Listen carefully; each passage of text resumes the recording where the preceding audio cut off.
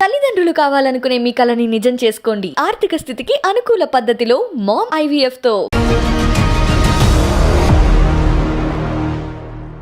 Ravi sir, తెలంగాణలో ప్రతిపక్షాలు ముందు నుంచి కాళేశ్వరం ప్రాజెక్టు సంబంధించి అదొక అవినీతి, లేకపోతే అందులో కమిషన్లు చాలా ఎక్కువయ్యాయని చెప్పారు. ఇప్పుడు సడన్గా మేడిగడ్డ ఇష్యూ గురించి మాట్లాడడం, రాహుల్ గాంధీ అక్కడికి వెళ్ళి దర్శించడం, ఇవన్నీ ఎలా ఇంపాక్ట్ చూపిస్తున్నాయి సార్ అసలు?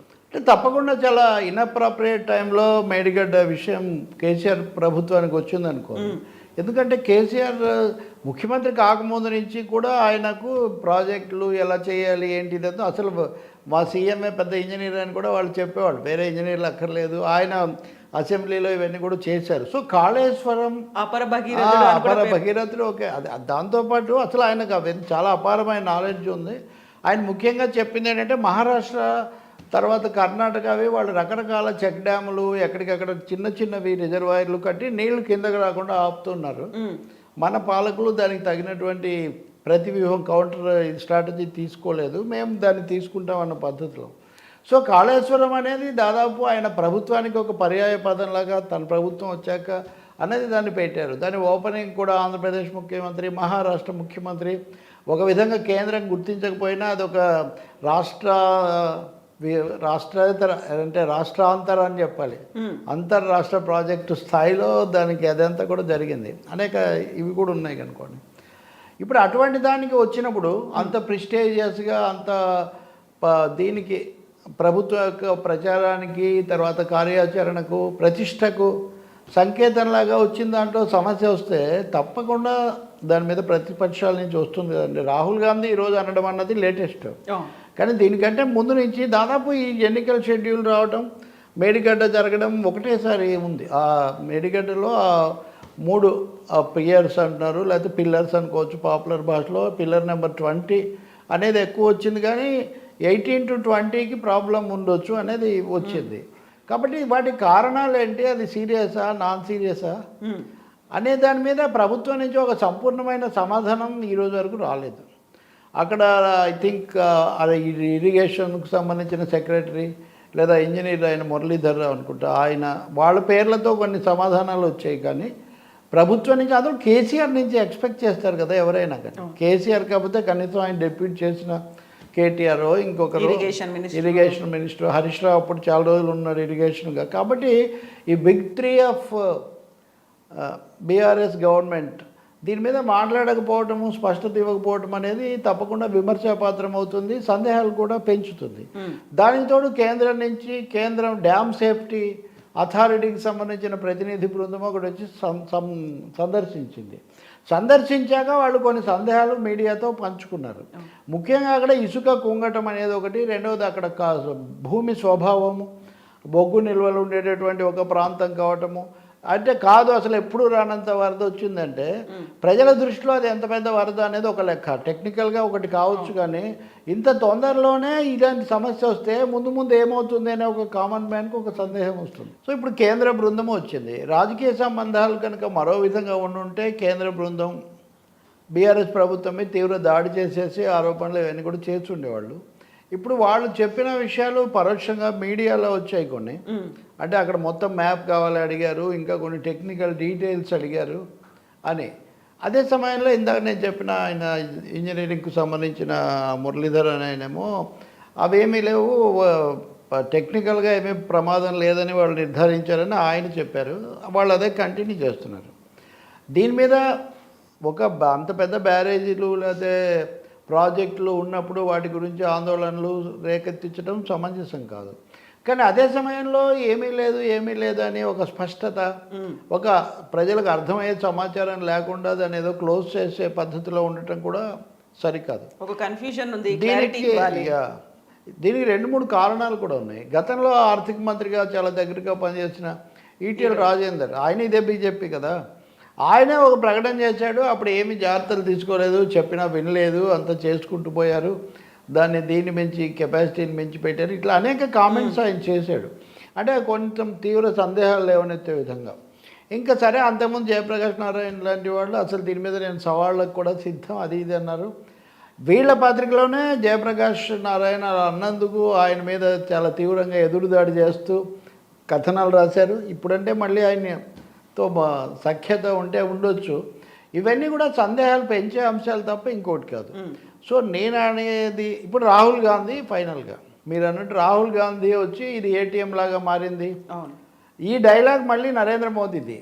పోలవరంలో కొన్ని పోలవరం నడుస్తున్నప్పుడు గత ప్రభుత్వం ఉన్నప్పుడు చంద్రబాబు ప్రభుత్వం ఉన్నప్పుడు పోలవరం చంద్రబాబుకు ఏటీఎం లాగా మారింది అని ఆయన అన్నారు. నిజానికి కేంద్రం దాన్ని కట్టాలి. చంద్రబాబుకైనా జగన్కైనా మీరెందుకు వాళ్ళకి మీద వేయడం ఎందుకు, మీరెందుకు కట్టలేదనే ప్రశ్న. కాళేశ్వరం కూడా మీరు తీసుకోండి, జాతీయ ప్రాజెక్టు కానీ తెలంగాణ ప్రభుత్వం చాలాసార్లు అడిగింది. పెద్ద ప్రాజెక్టు కాబట్టి కేంద్రం కూడా దానికి సహాయం చేయొచ్చు. 1,00,000 కోట్లు దీంట్లో ఇదైంది అని అంటే 1,00,000 కోట్లు దానికి ఖర్చు కట్టిందే 70,000 కోట్లు. 70,000 కోట్లలో 1,00,000 కోట్లు ఎట్లా తింటామని కౌంటర్ క్వశ్చన్స్ ఉన్నాయి. నేను చెప్పేది ఏంటంటే రాజకీయంగా కానీ సాంకేతికంగా కానీ లేదు ప్రాధాన్యత ఇరిగేషన్ ప్రాధాన్యత రీత్యా కానీ ఈ మేడిగడ్డ రిజర్వాయర్ ఇది దాంట్లో భాగంగా నాట్ యాజ్ సింగిల్ దీనిగా ఇదివరకు కూడా 7 పైపులు పంప్ హౌస్లు అవి మునిగిపోయినాయి. ఇంకా ఒకటి చిన్న చిన్న ఘటనలు కూడా జరిగాయి.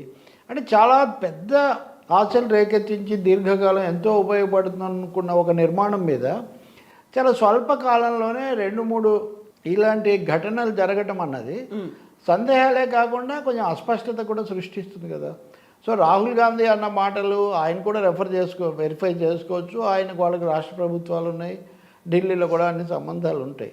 కానీ కీలకం ఏమంటే దీని మీద వివరాలతో ప్రభుత్వం ఒక ముందుకు రావాలి, ఒక పొలిటికల్ అష్యూరెన్స్ కావాలి, టెక్నికల్గా తీసుకోవాల్సిన జాగ్రత్తలన్నీ తీసుకోవాలి. ఇప్పుడు బీఆర్ఎస్ ప్రభుత్వం మీద లేదా కేసీఆర్ మీద ఏదో దీని ఆధారంగా ఒక విమర్శ అనేదానికంటే కూడా దాని భద్రతకు సంబంధించి భరోసా కల్పించడం అనేది మటుకు చాలా చాలా అవసరం. రాహుల్ గాంధీకి తెలియదు, వీళ్ళకి తెలియదు, ఎవరికి ఏం తెలియదు, టెక్నికల్ ఇష్యూస్ ఒప్పుకుందాం. అది తెలియదు కాబట్టే తెలియజేసే విధంగా పూర్తి వివరాలు మీరు అందించడం ప్రజలు కోరుకుంటారు. లేకపోతే మటుకు ప్రభుత్వం దీని మీద పారదర్శకంగా ముందుకు వచ్చి సమగ్రంగా స్పష్టత ఇవ్వకపోతే సందేహాలు బలపడతాయి. సందేహాలు బలపడిన తర్వాత విమర్శలకు ఆరోపణలకు దారితీస్తాయి. అవి ప్రభుత్వానికి పాలకపక్షానికి ఎక్కువ నష్టం కలిగిస్తాయి.